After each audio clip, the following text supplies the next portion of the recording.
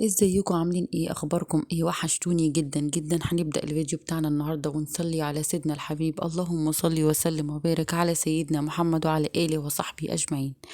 النهارده هنعمل مهلبية بس بطريقة مختلفة شوية علشان اطفالنا، وعلشان احنا بقى عايزين حاجة حلوة كده في الشتاء والسقعة ديت.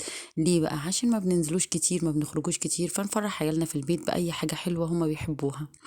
هنعمل المهلبية العادية بتاعتنا خالص. هنجيبه نص لتر لبن، هنحط عليهم 4 معالق نشا كبار، ومعلقتين لبن بودر، وهنحط 4 معالق سكر، وطبعا السكر زي ما انتوا تحبوا حسب الرغبة. وهنحط الفانيليا بتاعتنا وهنقلبها ونرفعها بعد كده على النار. زي ما انتوا شايفين كده، انا في مرحلة السكر حطيت النشا، حطيت لبن بودر، حطيت فانيليا.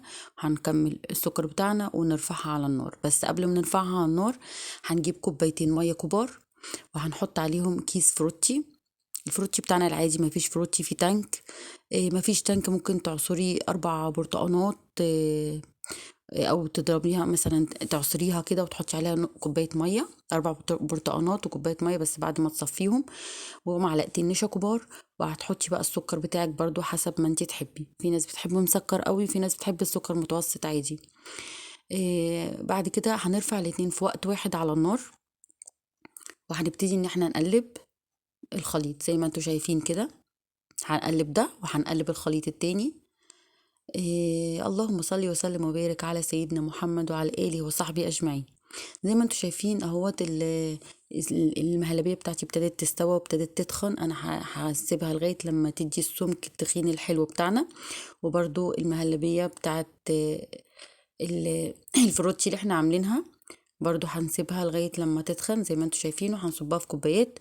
وبعد ما المهلبية البيضة تهدى شوية هنبتدي ان احنا نحط عليها الطبقة اللي هي المهلبية بتاعتنا البرتقان اللي احنا عاملينها زي ما انتوا شايفين بالطريقة الحلوة دي. حاجة روعة. طبعا الفروتي مدي مزازة شوية، ومسكر برتقان طعمه عامة فيه مزازة.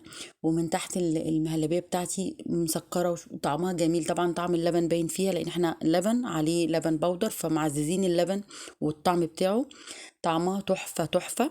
حاجة كده جميلة. هنسيبوها لمدة ساعة وبالظبط ونجرنشوها بقى بأي حاجة. تقدري تسيبيها سادة زي ما انت شايفاها كده، وتقدري تحطي عليها فرماسيل زي ما انا عاملة. ممكن تحطي عليها صوص شوكولاتة ابيض وعليه فرماسيل زي ما انا برضو عامله. يعني فيكي ان انت تشكليها بالطريقه اللي انت تحبيها وباي شكل. ممكن تحطي عليها صوص، اي صوص انت حباه. ممكن تسيبيها كده زي ما انت تحبي، وهتقدميها لولادك، واي لو حد في ضيف عندك هتقدميها لضيفك. طعمها روعه. يعني لا هي مزه ولا هي مسكره، طعمها جميل جميل، حاجه كده تحفه. طبعا انا هسيبكم تجربوها، وان شاء الله لما تجربوها هتعملوها مرة واتنين وتلاتة. طعمها فعلا تحفة. زي ما انتوا شايفين كده، عملت اطباق كتير لاولادي و...